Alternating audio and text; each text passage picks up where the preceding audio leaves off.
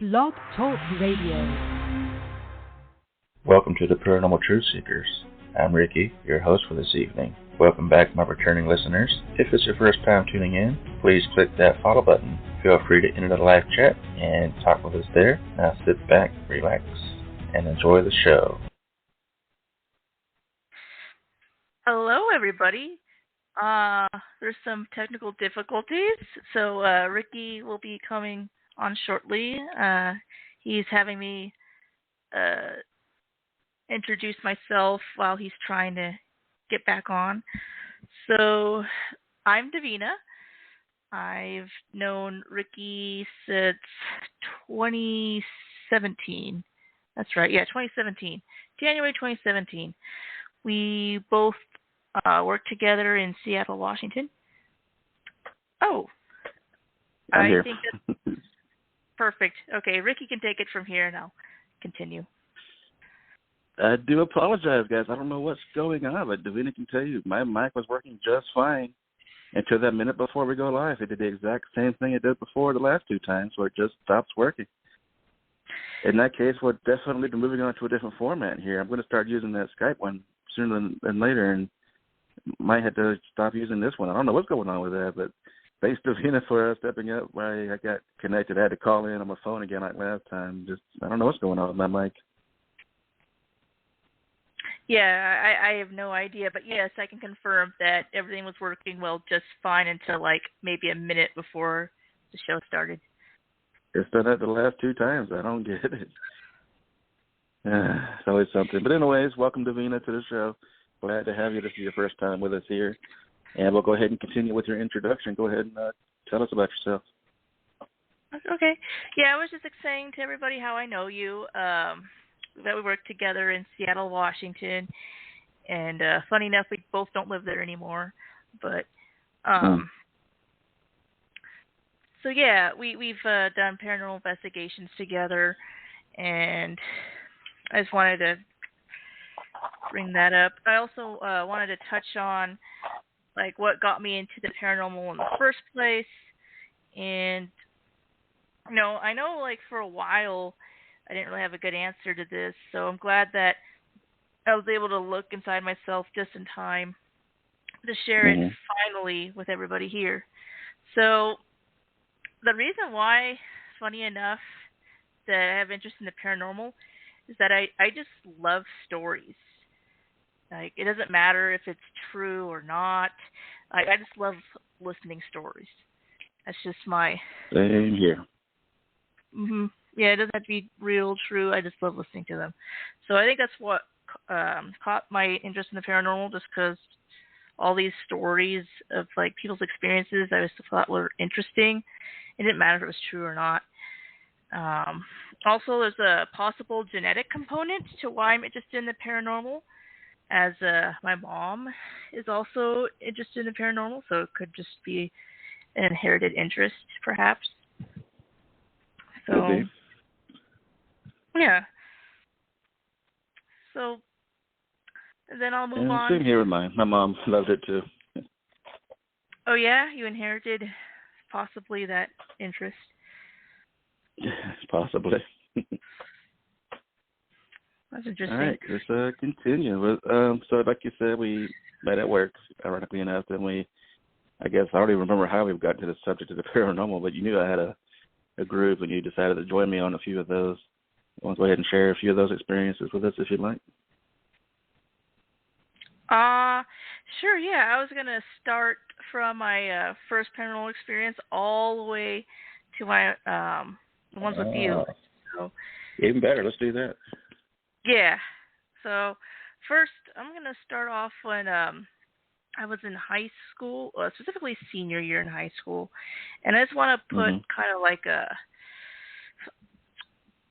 footnote that because it's so long ago, it's been 12 years since I've graduated high school, so the details of this memory isn't very strong. So in a way, I feel even a little skeptical myself looking back. At the same time, I do remember really believing at the time that this actually happened. So I can only go off of that.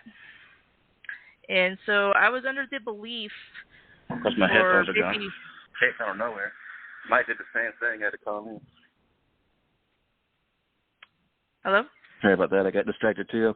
I'm looking for my headphones, ironically. I'm just talking through my phone, my Bluetooth ones, and they're nowhere to be found. Something is definitely trying to fight me on this tonight. But we'll push through. We'll keep on going. Okay, so what happened was that I was convinced that I was hearing knocking at night on my bedroom door in my Lakewood home. And I would just ignore it. And I kind of had a different approach to things at that age than I do now, where I have more courage, but back then I just did not. And part of me thinks that might have had to do with my religious background, because I feel like, not to speak ill of religions or anything, but I feel like Christianity doesn't really encourage like questioning or investigating things. So you just kind of tend to jump to conclusions, and I feel like that's kind of what I did at the time. So I never like went to check to see if there was anything on the other side. I just assumed it was something bad automatically, and I would just tell people that I've been hearing knocking on my bedroom door, and I would just ignore it, hoping it would go away and stop. And apparently one time my sister told me the next day that she heard the knocking too. So again, I remember at the time believing that this thing was happening, but since it's so long, looking back, I can't really I don't remember as vivid how real the sounds were and all that stuff. So that was my first experience. And, my next experience was the Phoenix Inn in Albany, Oregon. Now, supposedly my mother did research and found that this place was haunted. I don't know the details of that, but maybe I'll research it for another show sometime. But she had us stay over there, see if we would get any type of paranormal activity while we were visiting family in the area. So one night when we did, we're all like laying in bed trying to sleep. Then all of a sudden I hear like my mom like saying that she sees something like, I think, moving or breathing on the ceiling.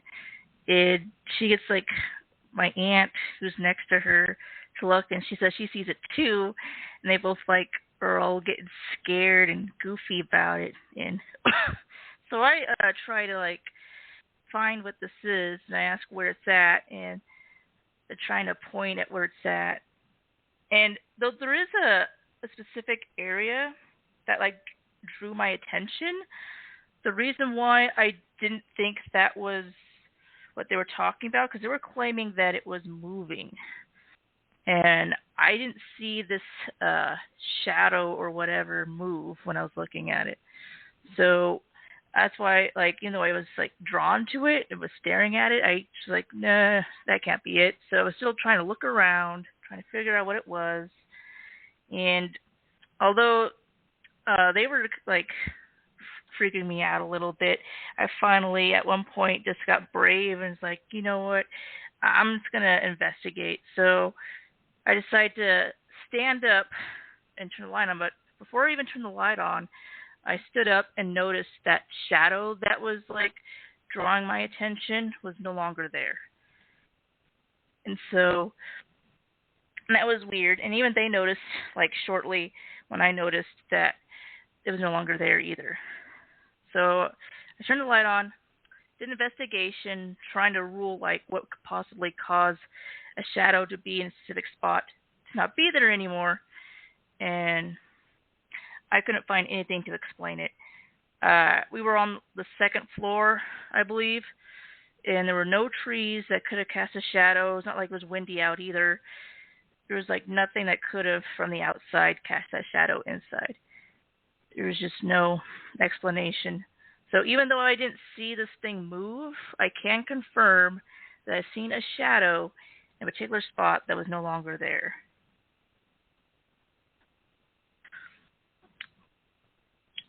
And then the next thing was actually what happened to me in fall 2018, where I was personally haunted in my own apartment in Sumner, Washington. And I still to this day do not know how this happened. I remember at the time even trying to figure it out and just nothing came to me. So I don't know how I caught this creature or spirit, but somehow I did, and it made itself known to me when I was watching for the first time Texas Chainsaw Massacre. Yeah. So I was watching that movie for the first time, and it was like getting towards the end where the female main character was like trying to escape, and like I was like getting kind of like anxiety and like getting into the movie like hoping that she escapes alive, and all of a sudden I see like this movement in the corner of my eye, and like it just when it stops, so finally I decided to look over, and it's the lid to my garbage can like flipping around silently. And to describe this garbage can lid,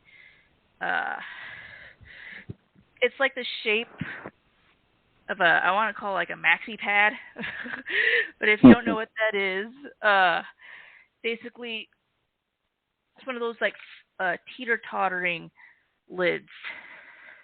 Right. So you push in one side, the other side lifts up, and then vice versa.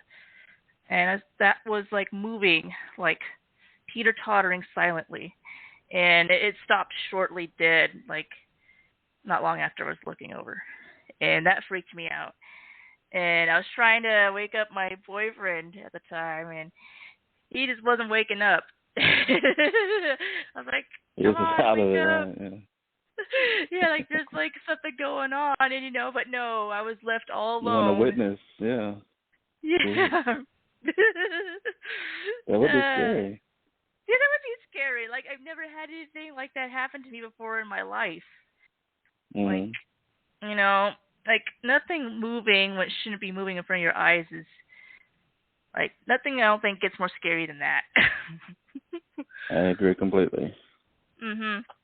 And I tried talking to people like online because there's like skeptics that try to explain stuff like that. For instance, because I don't know if you've seen those paranormal shows where they'll try to get like skeptics on board trying to explain what it could be. I remember one of them trying to explain these papers like flying around mysteriously, and they explained it. Oh, well, the guy's emotions could have actually made the papers move. And like I a was kind of like, well, not like a poltergeist, but it's kind of like basically suggesting that people's emotions can have like impacts on their environment. And so like if you feel like, I don't know, you want to hurt somebody or something, that emotion could be strong enough to move objects or interfere with electricity or something weird like that. And I was kind of skeptical, but even so, yes, I was experiencing anxiety at the time, but this garbage can was quite a distance from me, like over 10 feet. I was on the far end of the couch in the living room, and this garbage can was in the kitchen.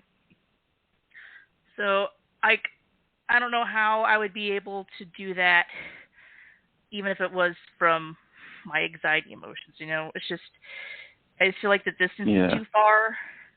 There's that. Well, didn't you try to recreate it too, or try to make it happen by doing different things? That is true. I did, because I thought it was weird that it was silent.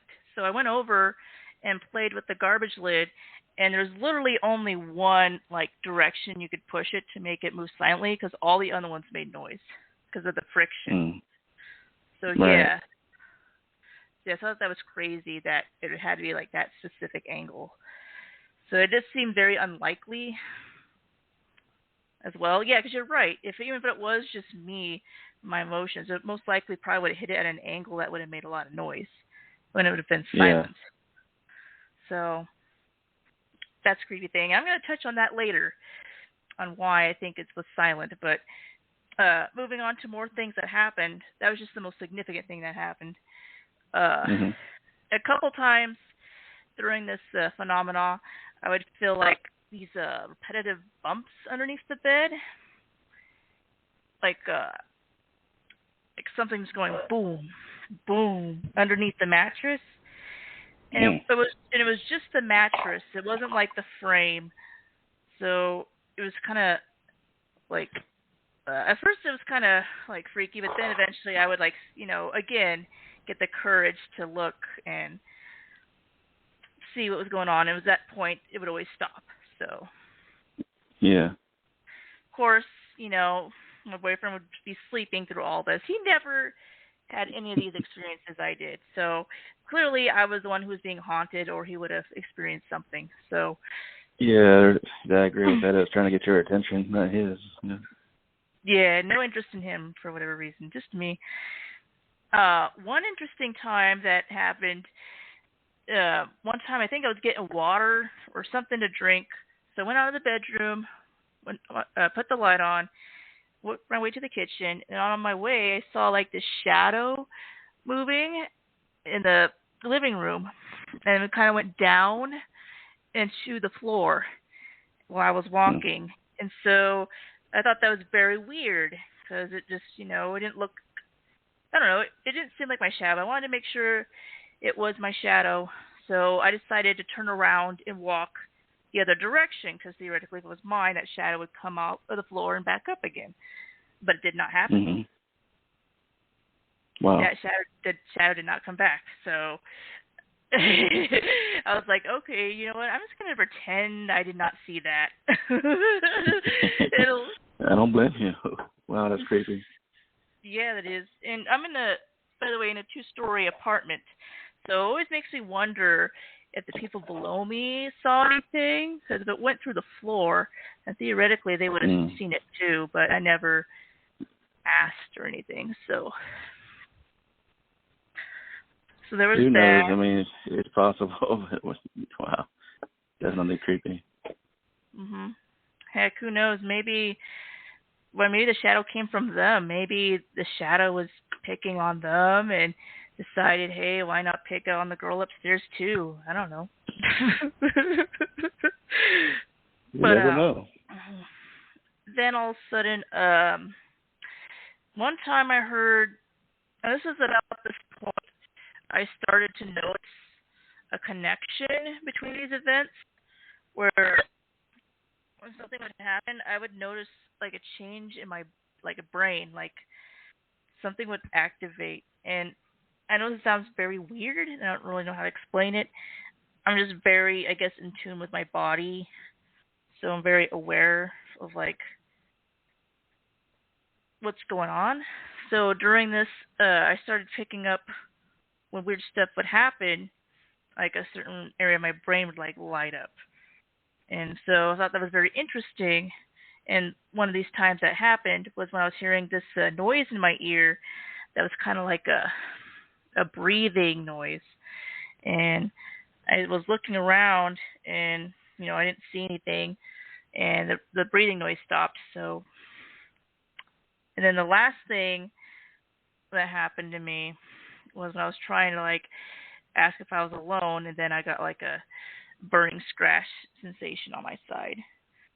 And that's probably like in my opinion, more weak evidence. And maybe it's not that weak, because to be honest, during that time period, I got a lot of like scratches out of nowhere that were like heated like that. And I just figured it was normal because I had them for such I want to say like a long time. And I can't remember when they started. But now I think about it, I haven't had them since I moved, for sure. So maybe there was something more to it. I just remember at the time I didn't think much of it, but now maybe there might be more to it than I thought. Yeah.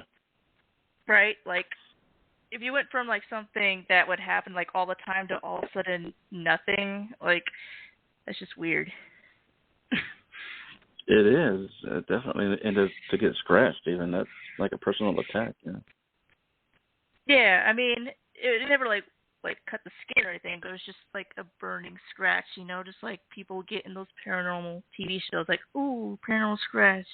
But they'll always have like 3.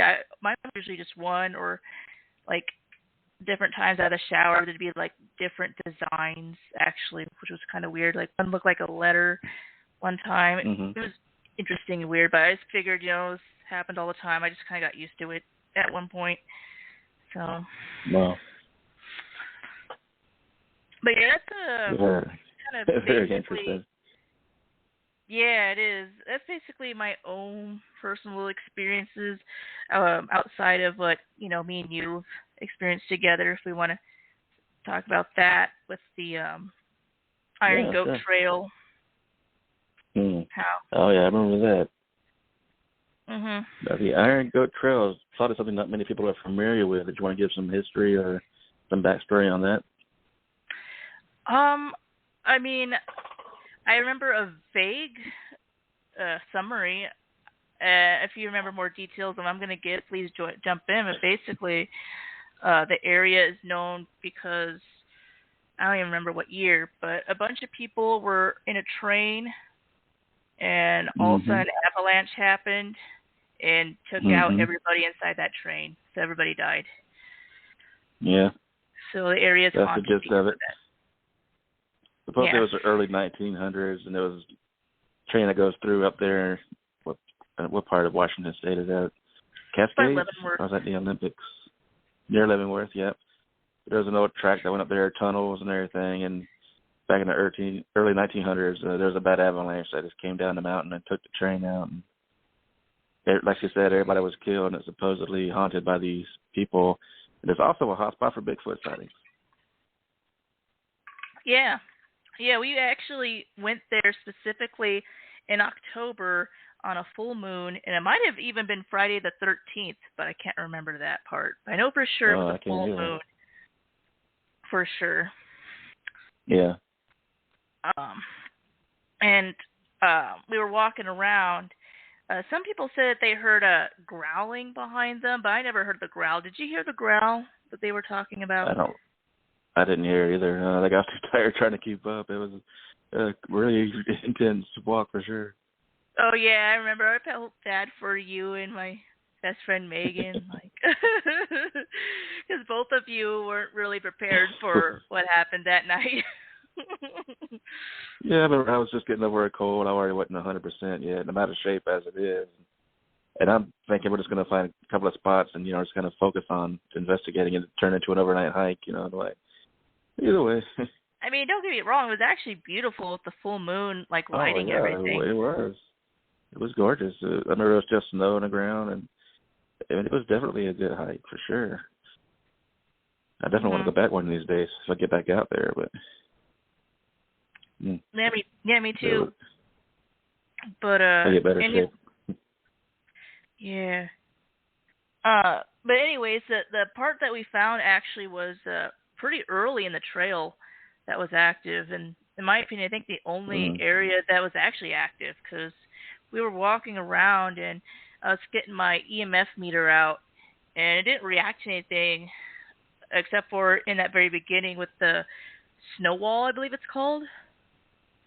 Does that sound right? I think so, yeah. I think so. And it's the very first thing you find around the relics in the area on that trail. And I started getting activity, and I started letting everybody in the group know, and they were seeing it. So everyone decided to stop and get our equipment out. Me and Ricky were talking, saying, "Hey, come closer." And I wasn't talking, and I was thinking to myself that was kind of weird that I wasn't talking, which made me actually think it wasn't like a human spirit, to be honest. And I still don't think it was, because when it did get closer and the EMF meter just went crazy, I just remember the atmosphere just felt like it was different. Like there was a change, like some sort of magnetic feel. I don't know. It was really cool. Are you able to describe it better than that? Because I know that you said like a heaviness. Yeah, definitely you can feel something like a heaviness in the air. It was definitely a different feeling than it was before that started happening. And then after that, there was just nothing. Like, it just disappeared. So. Yeah. But that was still, like, the coolest thing to me. I still haven't, like, experienced that since. So, I would love to go back and talk more to that spirit and maybe find a way to bribe it to actually talk, maybe. But we'll see. That's a Never know. separate project for another time, for another discussion. Definitely. Then there's our experience. Gosh, I always have to think about this one. So is it the Western Washington Asylum and Cemetery? Is that right? I think it's the Northern something, but yeah, it's an old asylum that was once there and that's been decommissioned. Yeah, I remember it's in Cedar Woolley. So, Cedar Woolley, Washington. So, we did an investigation there, originally just the three of us, but then we found, coincidentally, at the same time, 3 other people who were there doing the same thing. So, we started to team up as a group of 6 and started investigating. And when we were near, so we weren't in a cemetery, we were at the asylum, and I can't remember what part of the asylum exactly was, because I know there was like a plaque nearby that explained it or something, but anyways, it's all in ruins. We were up on the hill overlooking it, talking to ghosts and stuff, and we even got like a photo of apparition. Well, actually a video technically. I just was able to take a photo in that video of this apparition just hanging out next to me for like a good few seconds, just chilling next to my head. And then we were asking it, the spirits nearby something, and then all of a sudden out of nowhere we hear like this like weird noise, and we caught it on audio. So I'm not prepared to show it on this stream specifically, but I would love to maybe in another one, like just have that loaded up and just play it for everybody so they can hear it themselves. Yeah, if you can send it to me, I can upload it and play it through the channel here. Yeah. Well, I'll do that next time. I'll write that down. Okay. So, yeah, I remember that. We all went on edge when that happened. Yeah, everything's always better when you're able to like share with people listening, like a little of what you've listened or saw, and I think that's definitely would be something viewers would love to hear, like the sound of this noise we heard. That people in the group thought it sounded like a bobcat. I honestly have no idea. There's no way to prove it because we never saw the bobcat in question. And I don't know. In my opinion, it was a weird place for a bobcat because I thought it'd be a more heavily forested area. I mean, we weren't really in a forested area, but maybe, I don't know. Well, keep in mind, earlier that day, there were a bunch of kids out there also just playing around and making noises, trying to scare people. And at first, we thought it would be one of them, but there was nobody around to be seen. That's right. Yeah, you're right. We did thought it was the kids at first, but then we realized that they weren't around anymore. You're right. Yeah. And you would think noise like that would keep away an animal for a longer period than that. So, yeah, I'm still skeptical that it was a bobcat, but we'll have to play it for you guys next time. Yeah, we'll play it for the next time if you guys listen in on me and Davina's next show. Make sure you come back and listen to us again after this one. All right, got about half an hour left. Let's keep on trucking. Shoot, man, I have so much more material to cover. I have a feeling I'm not even going to be able to touch on the segue to the spirit ecosystem, but that's okay. I'll just talk about on what I'm doing now and try to get as much coverage as possible. This is more of an introduction anyway. We're going to do more shows later, too, and continue on with the subject. Perfect. Okay, so what I've been up to lately is because I kind of settled down and with child, I have kind of taken a break of doing paranormal investigations. So what I've been filling my time with these days is just looking into missing 411 cases. There's a YouTuber called Mr. Ballin that I love watching a lot. who has an entire playlist of missing 411 cases, and he usually crams like 3 to 5 in like one video. So that's where most of my information comes from. But I guess the guy who's like researching all this, David Paulides, I guess he's selling his own missing 411 books about all these cases. If you ever want to like read all of them, and he even has his own YouTube channel. Just a second, I should have probably brought that up earlier. But I have it in my subscriptions though. So let's see. It's called the Can-Am Missing Project. That's his YouTube channel if you want to follow every single like missing 411 case that comes up. Now, if you remind me after this show is over, the show will automatically upload to my YouTube channel. I can add a link to his channel in the description of this one. Oh yeah, that'd be cool actually. Yeah, we can totally do that. I will do that. Remind me. All right. So, anyways, so I found these like stories very fascinating, especially when they were able to find people alive and listening to their stories and testimonies. Most of the time it was usually children, but sometimes we'd actually get adults.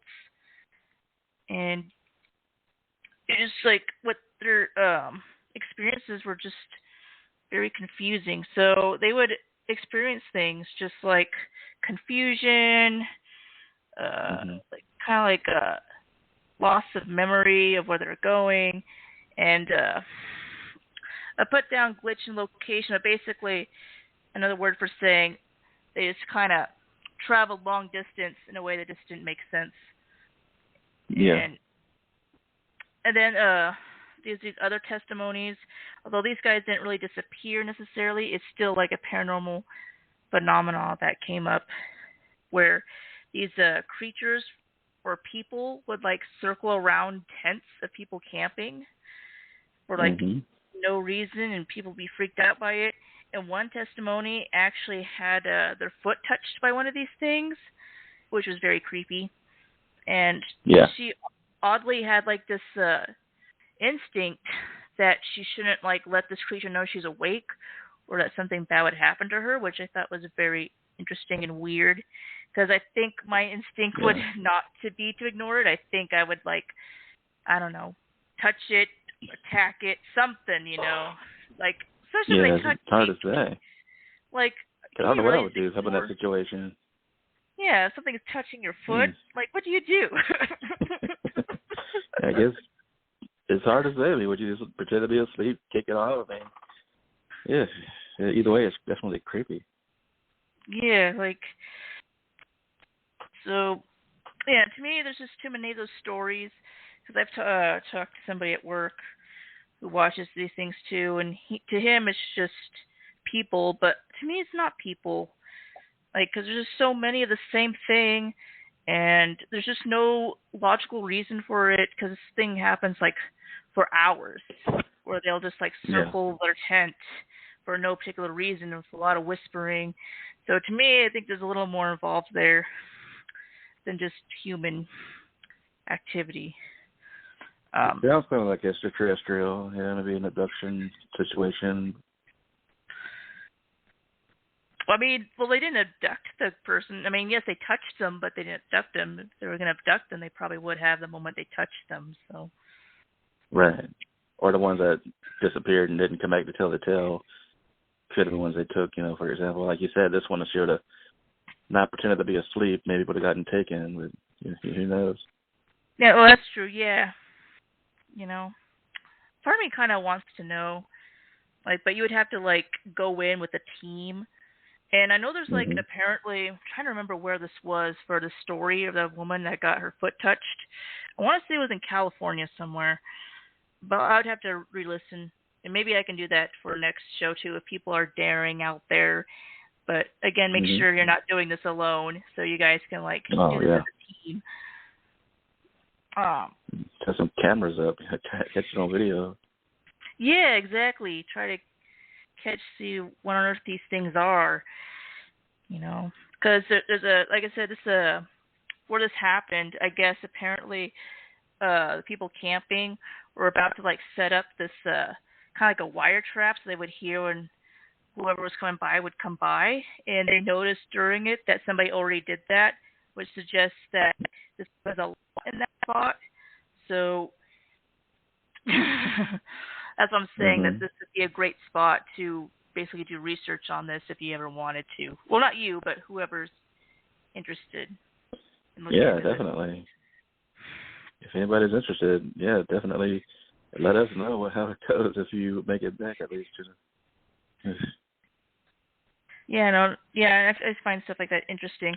Also, one thing I forgot to bring up in these survivor, well, not really survivor testimonies, but part of like people who go missing and they're never seen again, or they're found dead, is that for some reason, someone will have like these irresistible urges to separate from the group.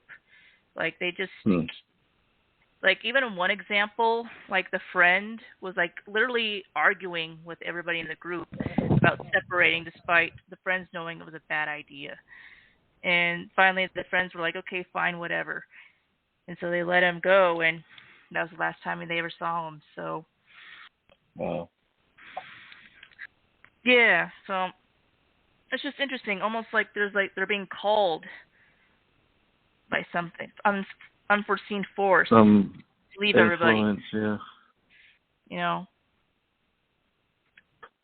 And there's other testimonies, such as creatures being involved, like Bigfoot, or even descriptions of like a werewolf type of creature, even from rangers, like saying they saw with their own eyes something like a werewolf, you know. Yeah. And I think rangers' accounts are kind of a little more reliable because they're not going to be on the under the influence of like drugs or alcohol or anything. So. And they're trained to observe. Yeah.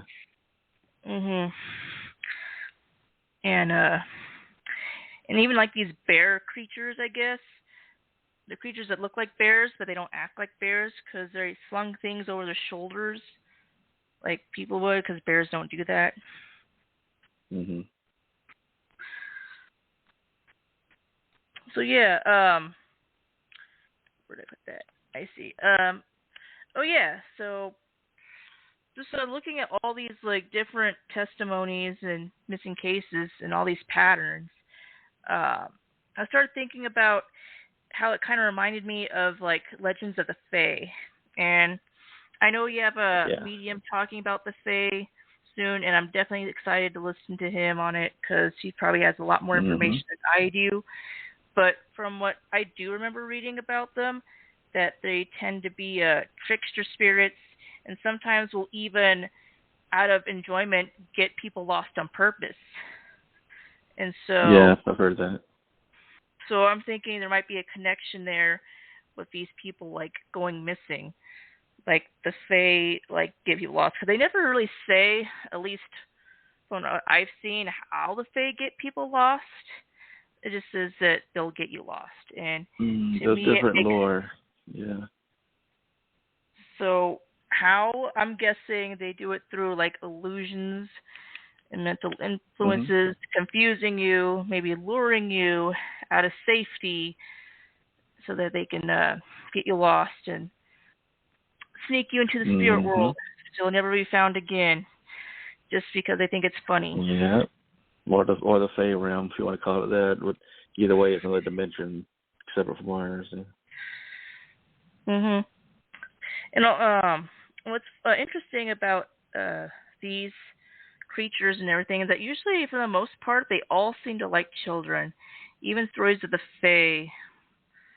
I mean, unfortunately, they're not always covered alive. There have been dead, missing children cases, but I feel like more often they turn up alive. And usually the kid's testimony is that this creature just wanted to like take care of them and have fun with them. There's even a specific story from the 1890s of a child that, back then children were commonly playing alone in the woods, so it wasn't really that unusual, of a stranger approaching them and saying, hey, do you want to take a break and get some food? and the child felt like he can trust him for whatever reason, and decided to follow him. And it turns out there was like this big party, and apparently somebody he recognized as his neighbor was there, and he was having such a fun time that he overate and passed out. Woke up the next day in a panic, and was like asking the guy who invited him, like, "Hey, my parents are gonna be worried. I need to leave." And he's like, "Okay." And so it leads him out, and it's described as like this beautiful, like a field. I think he described it. Yeah. I think it was a field, and he was giving him directions on how to get back home. And so he turns around and leaves, and so the boy's just looking around trying to figure out the directions. And then he turns around, and all of a sudden, all his surroundings just change. He's no longer in a field. He's now in the trees, and he's just like no idea like what to do or how he got there. And shortly he was found by people looking for him, and he even saw the neighbor that he saw at the party. He's all like, "Hey, didn't you tell everybody I was at the party last night?" And he's like, "No, we were all out looking for you," which is very interesting. So yeah, I've heard that one. Yeah. So like sometimes they can like take forms of people that you know.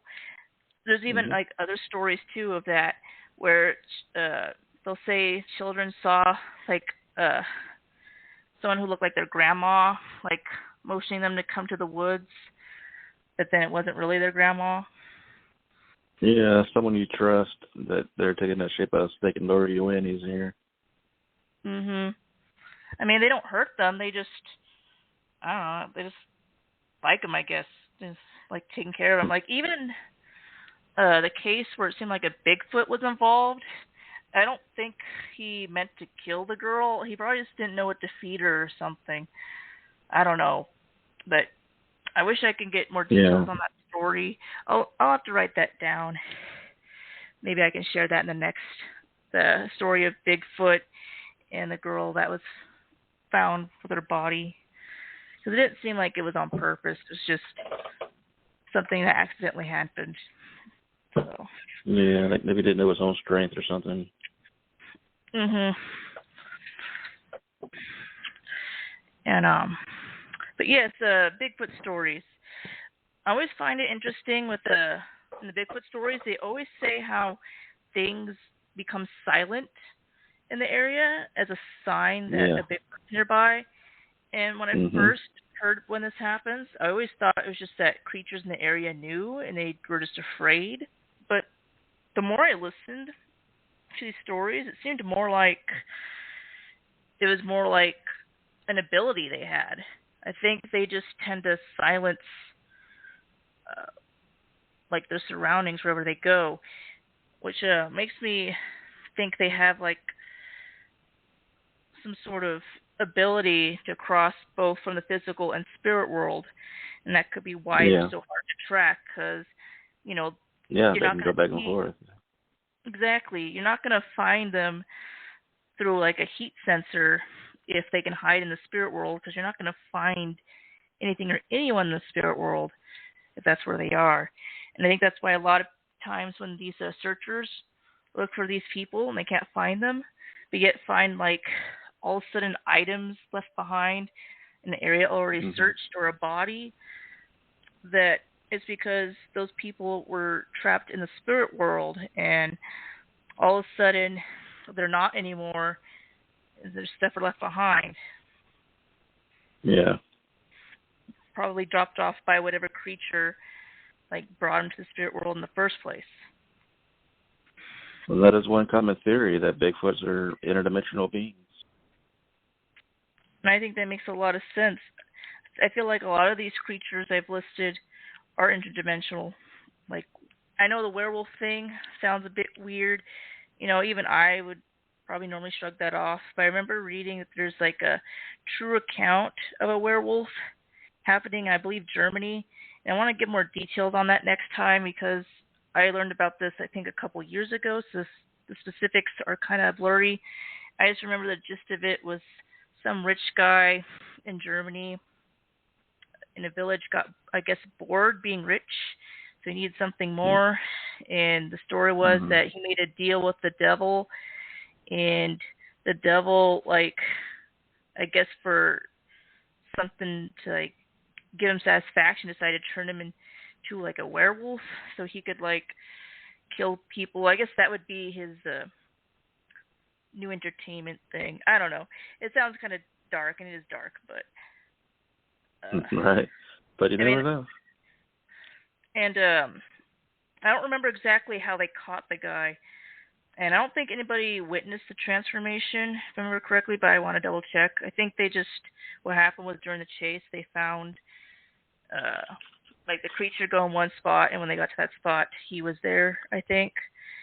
And so I think that's where the connection came, and I think the guy admitted it, that he was the creature. So, but yeah, like I said, that's a very interesting story. I definitely want to give more details on, more fresh, because, you know, otherwise, if for anyone who saw, like, my list, werewolves on there, like, huh, really, werewolves? Hey, no. I mean, werewolf counts as a cryptid. It's paranormal. Yeah, you know, I never would have thought that there was any evidence of werewolves. I mean, I don't think they're like the TV show Werewolves, you know, where it's like a virus where when they bite you, one, because none of these stories seem to be about that. They're just creatures that are just separate from us, or in that one example, I guess, an ability achieved from supernatural means. So. Yeah, shoot. Less than 4 minutes. So yeah. They got 13. 13? And if you gotta leave. No, that's fine. I'll see if I can. So back to Bigfoot. So another thing I wondered is if these creatures, or Bigfoot specifically, if they have like a strong magnetic field. And something I wanted to like look up, and it definitely was hard to find for electromagnetic, so maybe it's just magnetic, and maybe you can help me with this, because it's been a while since I've watched some paranormal shows, but I could have sworn one of the things they did to debunk things was usually to see how strong of a magnetic field there was. Does that sound right? Because I thought magnetic fields would like cause illusions and confuse people.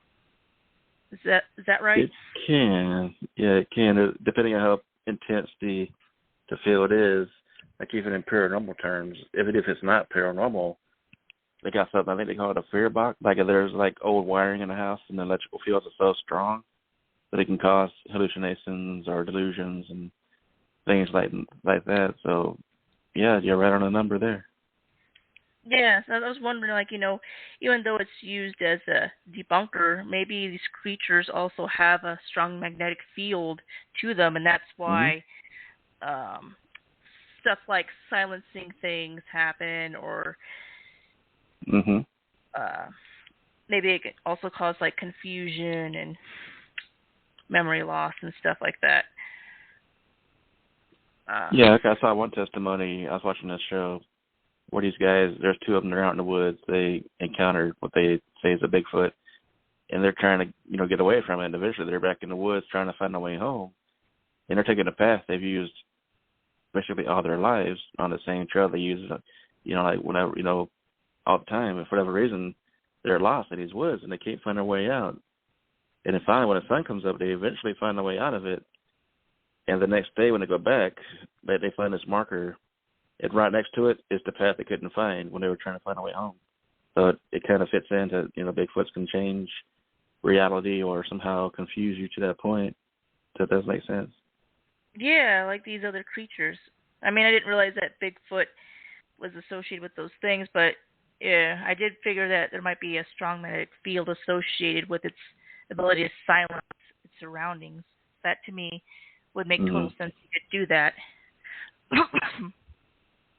Also, if they're entering interdimensionally, when they go between realities, you think at least some sort of a footprint behind, not like a physical footprint, but something you can measure with a tool, like an EMF or something.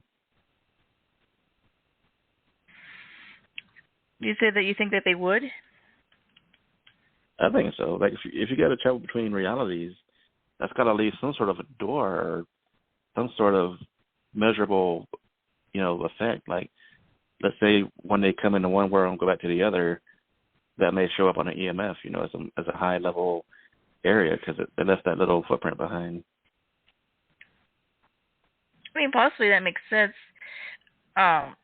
In these stories of like missing people, and they'll get dogs out to sniff the scent, it'll always like stop dead somewhere, even in the snow. Like all of a sudden, the tracks just stop dead, and this goes to nowhere.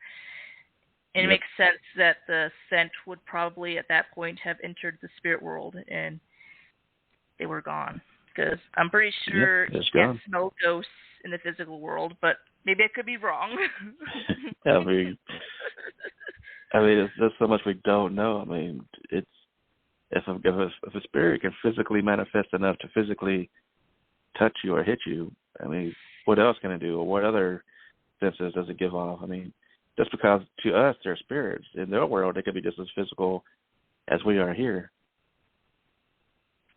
Yeah, that reminds me of a story about like a little girl that ended up getting trapped what I think was the spirit world, and people were looking for her with helicopters, heat vision, and they couldn't find her even through the spot she said that she was at. She said that from her account, all she was doing was she was just following her parents in front of her. All she did was look down on the floor or the ground and look back up, and her surroundings just completely changed, and she didn't know where she was, and it was freaky for her. And apparently in this area she made a friend, and I can't remember the friend's name exactly, but basically she's the one who I guess showed her this cave to stay in, basically helped her survive and helped her even climb down this cliff that I guess would otherwise be impossible. And it was just very fascinating to hear about that. So, yeah, that could be an example of like a spirit or a fae, like taking care of somebody. It's really hard to tell. But yeah, just the fact of just not looking at somebody and they're just gone like that. That's all it takes. A lot of these stories are like that. Like the moment you take your eyes off somebody, they're just gone. Yeah. Just and like there's that. tons of stories like that. Like Shangri-La, for example, supposed to be some hidden village in the middle of the Himalayas that exists outside of reality, but somehow you can end up there. And there's tons of stories about that all over the world. Mhm. And the stuff like this just makes me believe that there's a spirit ecosystem. I know that we've talked about it, and I can't remember like what made us come to that conclusion exactly, but it just kind of came up with a light bulb in my head. Like, yeah, that totally makes sense that there'd be a spirit ecosystem. Why wouldn't there be? Like, you know what I mean? So, and the reason why I think this is because there's all these different types of beings and creatures all over the world. Like, they're not all the same. They're all kind of a little different, yet sort of similar. Just kind of like creatures on our planet. All share like some similarities, yet differences. Some more common than others. It explains the variety and why, like, some people in different cultures have never heard of these creatures in their area. Well, that's because it's unique to that area, that spirit ecosystem. Yep. That's true. There are things they talk about in other parts of the world that we've never even heard of or can even comprehend, but over there in their part of the world, it's completely natural to see these things. I think it totally makes sense, and I don't know if I'm going to have time to dip into more examples of why, but I guess I can a little bit. So, a few minutes too. Okay, so I'll dip my toes in a little bit. So, everyone's, well, not everyone, but some people probably heard the term as above, so below. The idea of things are the same above as they are below. The Bible kind of has a similar message, as earth as in heaven, and that's basically a more specific version of that. I believe it. So we also know that there's different dimensions if you like follow math theory and multiple universes, so wouldn't sideways also be true? Wouldn't there also be another dimension of spirits and creatures living next to us, and we just never knew it because we don't see them? No doubt. No doubt. I think that's totally possible, and it's probably the same in these multiple universes. It's just crazy to think about. Who knows how many dimensions are out there? I remember my grandpa is actually like a big mathematician, and he told me like at a certain number it gets too hard to really comprehend, but I could have sworn he said as many as 10, maybe even 12. It was just crazy. I've heard 12. I think 11 or 12. I've heard that before. You've heard 12? It might have been 12. Yeah. That sounds familiar. All right, so we got about 4 minutes left. I guess we can go ahead and wrap up and get ready for the next show. Did you have any shout-outs or anything you want to give real quick? Well, I guess I can do kind of like a wrap-up for what I want to talk about next time that I didn't get to talk to. I wanted to give more, I guess I want to say evidence to the spirit ecosystem idea for next time. Talk more into quantum physics and the YouTube video you guys can watch to get a better understanding. And talk more about a specific creature in the Sami culture to also kind of support this creature I've never heard of. And that gives me time to like look at the passage in this book so I can show everybody, because I didn't have time to find it. But I did look for it, but I didn't have enough time. Then I'll talk about kind of conclusions, and if I think if there's a way we can like protect ourselves from ever disappearing and stuff like that. And I'll try to get you guys more information on some of these stories, like the werewolf story that happened in Germany. And shoot, was there anything else? I know we talked about the Bobcat and the Phoenix Inn. Was there anything else that we went over that I said I would get more information on? Not that I can recall. I think we covered a lot of that. And if we didn't, if we missed anything, we can always come back around to it the next show as well. That's true. I can always re-listen and see. Okay. All right. Well, I'm sorry that I so much down, but I guess that's a good thing. No, that's good. My first we got plenty of material for the next show. And I'm actually considering expanding and doing 3 shows a week, maybe on Sundays since we got the same day off, and me and you doing a weekly, series as well. That way we can experiment with this new format I'm looking into. We're going to do video through Skype instead of just, audio through a podcast, and see how that goes. Yeah, no, I'm very excited about that idea. I know a lot of people are hoping to actually see my face, and I would rather watch faces myself so I can identify with that. So. Well, thank you, everybody, for listening. And thanks for joining me tonight. Sorry we had that same little hiccup again, but we got around it. So I got through and was able to talk with you here. But I do want to thank you again for, taking the lead while I got connected to the show here. Oh, yeah, no problem at all. I was a little nervous, but, hopefully with practice I'll be less nervous. No, you sound great. You got plenty of confidence behind your voice. It's all good. So with a minute left, I'll go ahead and wrap up. Once again, this is Davina with her paranormal ecosystem subject. We're going to keep talking about that more here. I want to give a call out to William Glenn for next Saturday. And, of course, Josh, which is going to be on Tuesday. We have a great show with him as well. And I'm going to go ahead and get ready to wrap up here. And thanks again, Davina. You have a good night. Thank you for having me, Ricky. Thank you. Have a good night. It's been a pleasure. Good night. Night.